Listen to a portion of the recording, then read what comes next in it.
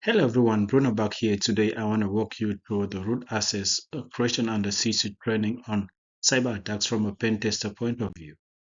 So the objectives for this test will be to demonstrate how a user can gain root access on a Qualtrics machine, that's a virtual machine, and to propose mitigation strategies, assuming no system needs to be upgraded. And lastly, to educate the C-suite level staff, probably of an organization, on the common attack types and how they can prevent them. So here I use the tools like the Nmap scan. And here when I use that tool, I discovered the ports like the port 139, which is for NetBIOS, and 445, which is for SMB.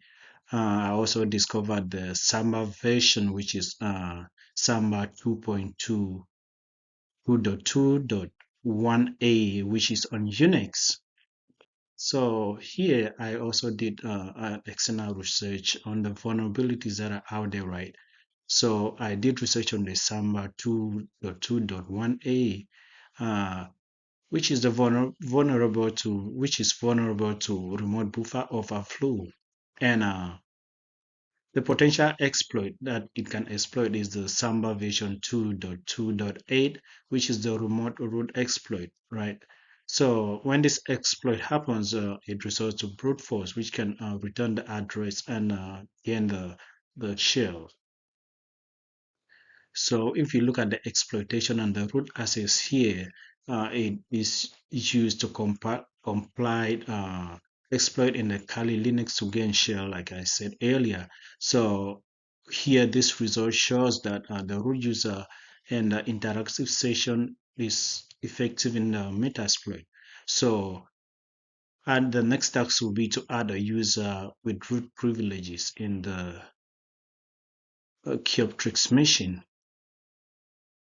So this is the root access via the Metasploit that I correctly configured. If you see here, you see the version which shows we succeeded to configure that. So here we created a user, right? You remember we said one of our tasks was to create a user in the Kyoptrix local machine. So I created a user with the root access and I assigned the user my name, my last name here.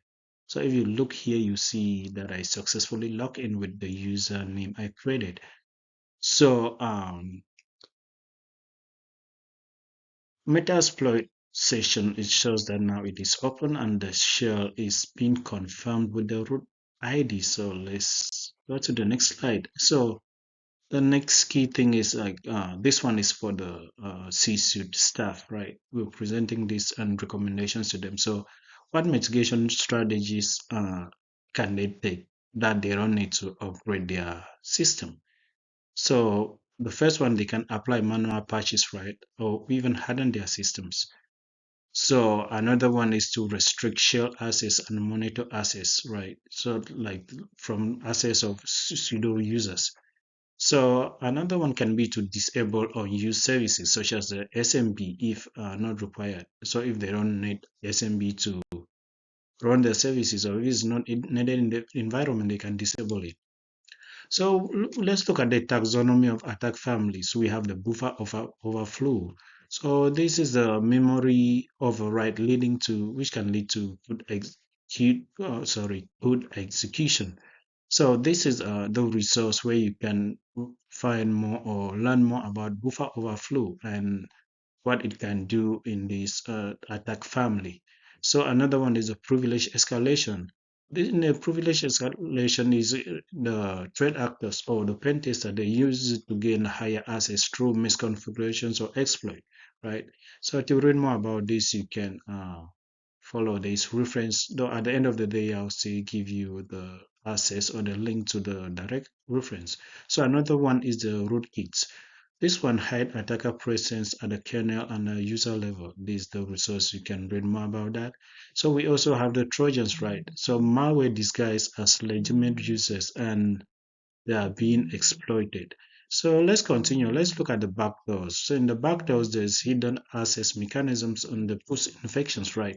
So we can read more from this resource. Another one is the viruses. So in the viruses, there's self-replicating malware that infects files.